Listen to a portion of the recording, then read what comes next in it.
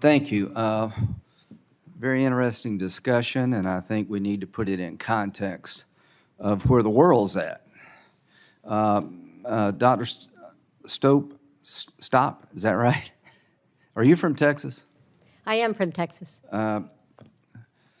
Amanda's situation was terrible. What happened in Texas? You know, Amanda, I want to say I am so sorry at your loss of Willow, and I am so sorry that your doctors misunderstood Texas law. I've reviewed Texas law, of course, because I practice there and I want to understand, as well as all of the other laws in the states. Every single law allows an exclusion for a doctor to use their reasonable medical judgment to determine when to intervene in a medical emergency, which is usually defined as a threat to the life of the mother or permanent irreversible damage to an organ or an organ system.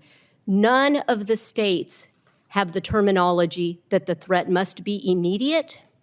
Doctors know, and we obstetricians have always known, even prior to Dobbs, the Hyde Amendment has been in place since the late 70s, and the Hyde Amendment allowed an exclusion for life of the mother. So doctors have been practicing, and I have not changed my practice in any way since the Dobbs decision. The American College of Obstetrics and Gynecology, in regards to the horrible situation that Amanda found herself in, pre-viable, premature rupture of membranes, where the water bag breaks, but labor does not ensue, and the baby is a long way from being able to live outside of the mother, the American College acknowledges that the risk of infection is high, which can become sepsis, which can threaten the mother's life. The likelihood that the baby can make it to an age in which it can live outside of the uterus is very low. And they tell us, and obstetricians do follow ACOG's recommendations for the standard of care, they tell us at the time of diagnosis that we should offer immediate termination of pregnancy, which they define as induction or dilation and evacuation abortion, or expectant management. So in a woman who is not currently infected and sick, I have had patients who have wanted to stay pregnant in hopes that they could get the baby to a gestational age where it could live, but it has always been the standard of care and continues to be the standard of care to offer delivery at that time. Most of my patients have opted for induction rather than D&E because they wanted to have a baby to mourn, but either one could have been offered and should have been offered to Amanda. Thank you.